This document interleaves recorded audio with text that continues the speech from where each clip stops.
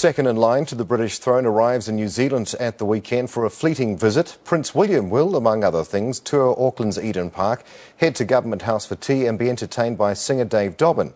But his main reason for being here is to represent the Queen at the official opening of the Supreme Court. To discuss his visit, I'm joined in the studio now by Noel Cox, who's chair of Monarchy New Zealand. Noel, thank you for joining us. What's the point of Prince William's visit?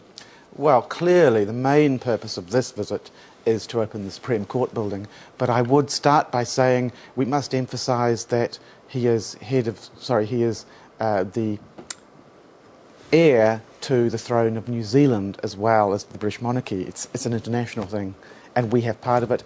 And I think the importance of the Prince being here to open the Supreme Court is that with the new Supreme Court, this is emphasising that the judges, the Queen's judges, that they're independent from politicians, and simply the importance of a new court building of that sort.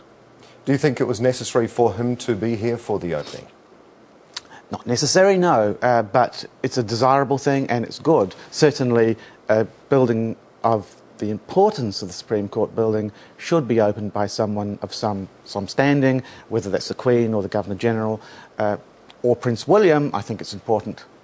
So who are the people, do you think, are going to go along and try to see Prince William? Do you think they're going to see him because he's Prince William or because he's rich and famous? Well, I'm not sure whether he's rich, he's famous, I would say.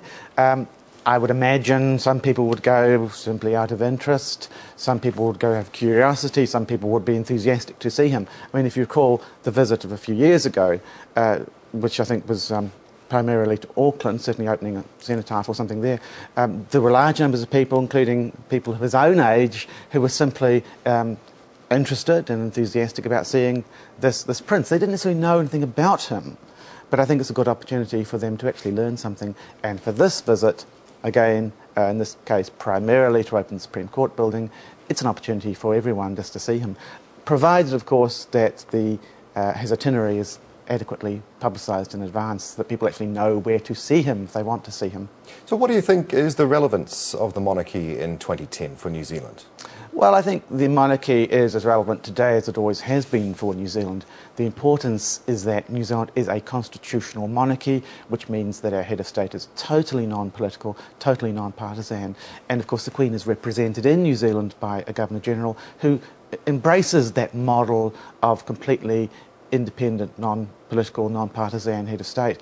But further than that, because we are part of the system which has evolved from the old British Empire, it means that we're part of a larger family of countries. This actually does give us a little bit of leverage, a little bit of access to a bigger community, bigger than simply little old New Zealand.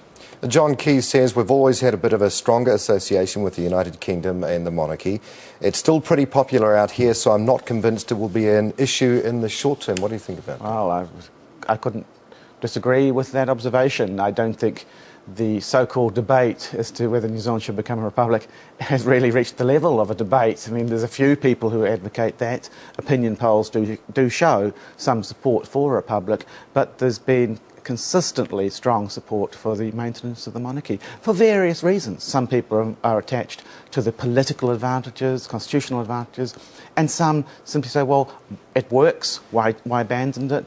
And others would say, well, we quite like the idea of this heritage. This is, after all, part of our heritage, part of the legacy which includes the Treaty of Waitangi.